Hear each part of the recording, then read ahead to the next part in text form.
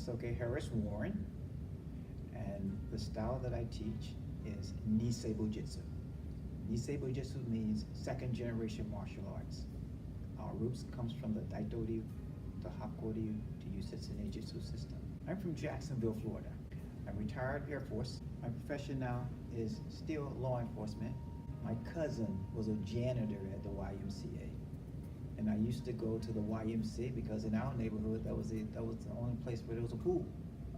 So my mother told me, you have to learn how to swim. She said, a lot of black people don't know how to swim.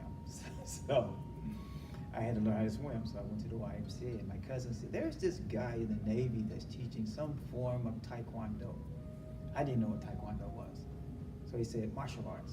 Okay, so during the time, after I finished swimming, I had time before the bus came by to watch his class. Eventually, he allowed me to train.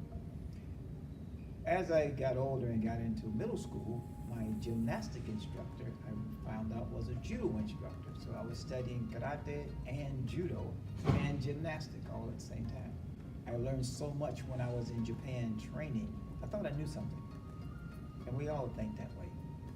But when you go somewhere where this is the art of that country, and you have to put your best foot forward, and it's not about winning anymore.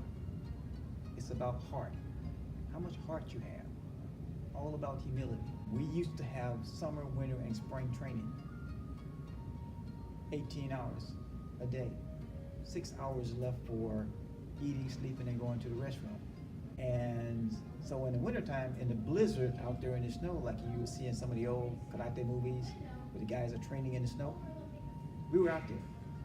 And the Japanese was kind of concerned because we were foreigners, we were gaijins. But we still had the heart to stay out there and learn it and do it just like the Japanese did. So I went through 3 gis a year just with the training. I went through 3 belts a year because of the training.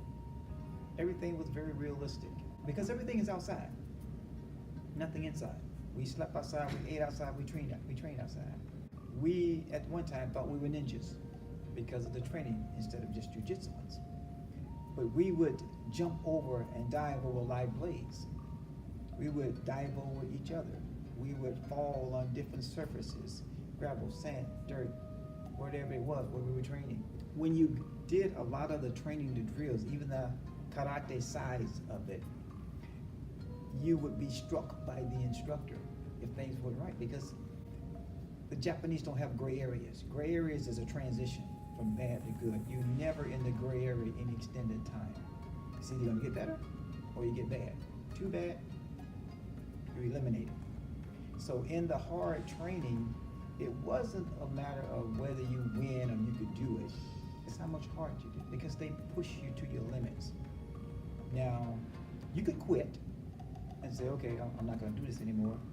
Or you could show and do that, I have the humility, I have the stamina, I can do this. I've been in fights, but it's not about winning fights. It's about when you think you can't do no more, they push you a little more.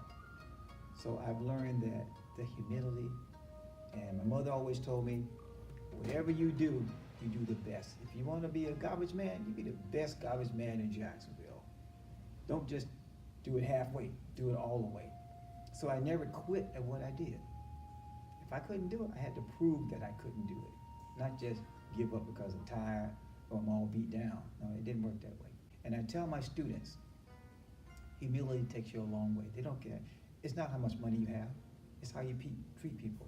And you treat people with respect. And this June the 6th, 2018 was my 51 years of martial art teaching and training. It doesn't seem that way. It just feels like maybe 30 years. I don't count the years. Martial arts is not something I do. It's a way of life for me.